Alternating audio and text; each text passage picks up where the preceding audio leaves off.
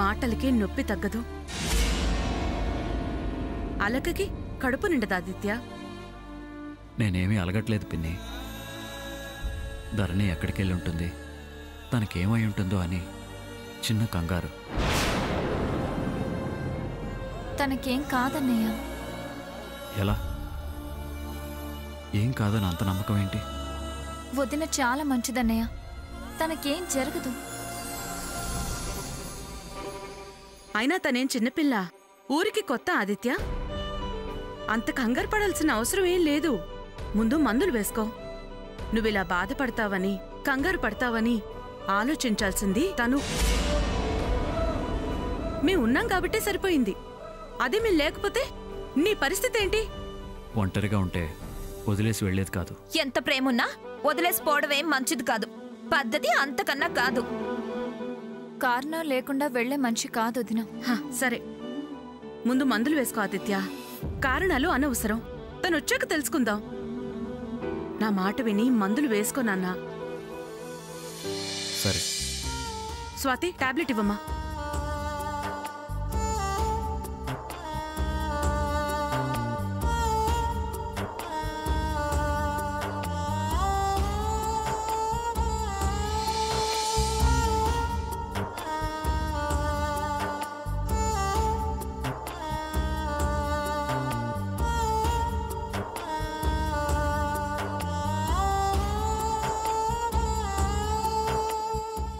నువ్వు భోంచే బావా. నేనిప్పుడు భోంచేయను, నాకేం వద్దు. ఇదిగో, నువ్వు తినకపోతే నా మీద ఒట్టే బావా. సరే, నేను తినిపిస్తాను.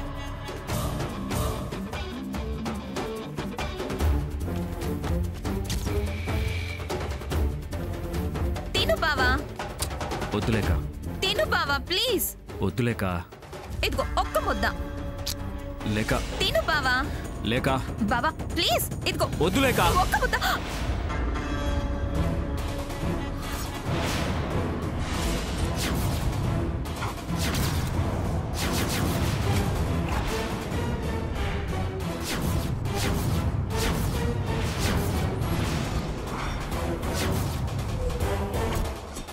ఆదిత్య, ఏంటి బాబు ఇది? నాకిష్టం లేని పనులు నేను చేయలేను పిన్ని, తప్పుగా అనుకోకండి.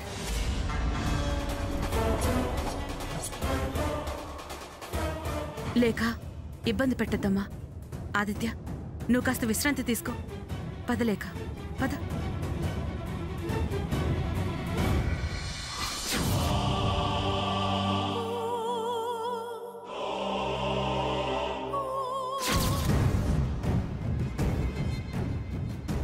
చూసావా అత్త, నేను తినిపిస్తే బావ ఎలా చేశాడో? సమయం, సందర్భం, అవతలి వాళ్ల మూడ్ గమనించకుండా తొందరపడ్డవెందుకు? తనసలే ధరణి రాలేదని చిరాగ్గా ఉన్నాడు. దానికోసం కంగారు పడుతున్నాడు. ఎంతైనా వాళ్ళది ప్రేమ కదా.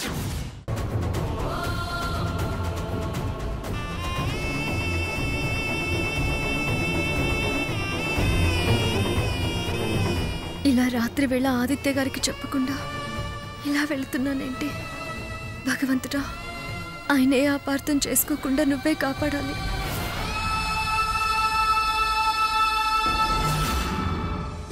బావకి యాక్సిడెంట్ అయిన దగ్గర నుంచి ధరణి ప్రవర్తన మారిందత్తా.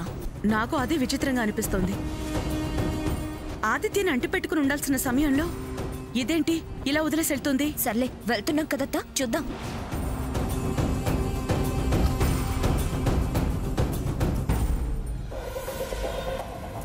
లేక వాళ్ళు నన్ను ఫాలో అవుతున్నారేంటి?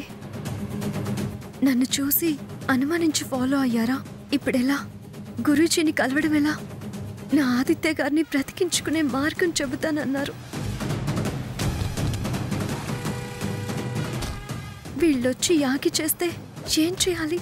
వాళ్ళు చెప్పే పరిహారం ఎలా చేయగలను?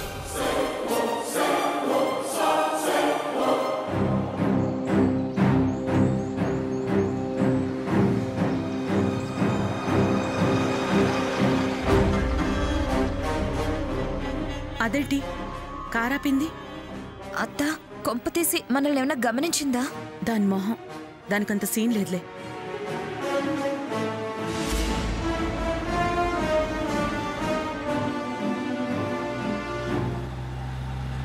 అత్త అత్త వెళ్తుంది, పద పద.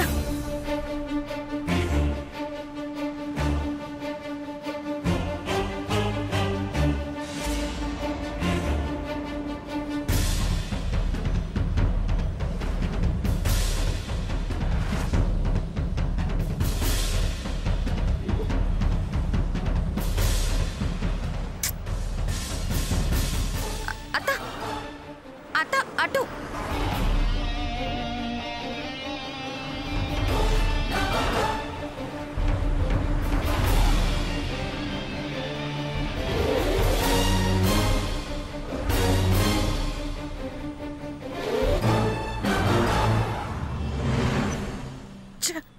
మిస్ అయిపోయింది.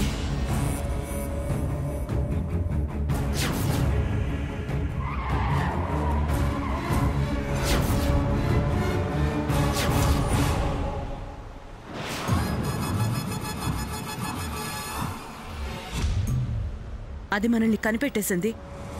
కారు స్లో చేసినప్పుడే నాకు డౌట్ వచ్చి నీతో అన్నాను. దాని మొహం అని కొట్టి పారేశావు. దానికంత తెలివుందని నాకేం తెలుసు? ఇప్పుడేం చేద్దాం? వెళ్ళి ఆదిత్యకే విషయం వివరంగా చెప్దాం. తన్నే నిలదీస్తాడు. నువ్వు సూపర్ అత్త, పద.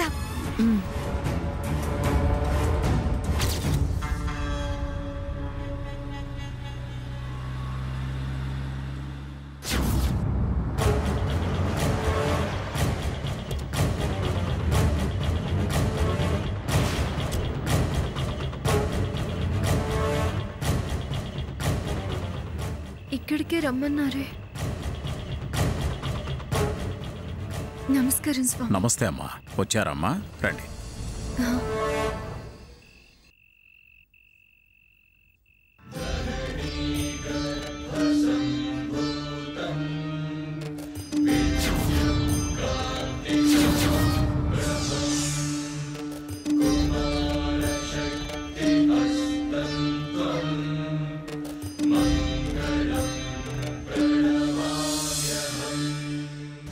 నేను చెప్పాను కదా స్వామి, ఈ అమ్మాయి. నమస్కారం స్వామి. భయపడకమ్మా, కూర్చో.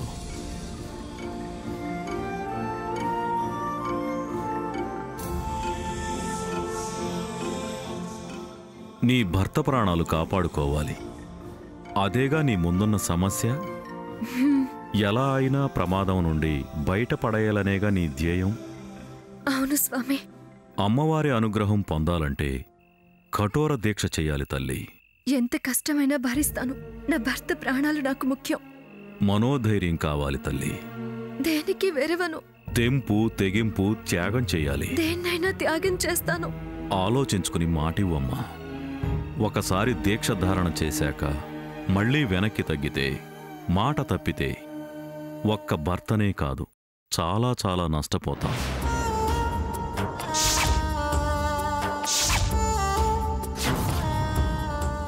వారిని నష్టపోవడం కన్నా మరేది పెద్ద నష్టం కాదు.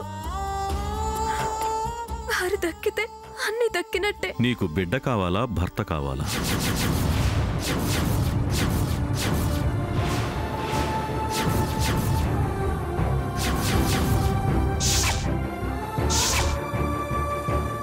ఆదిత్య గారు,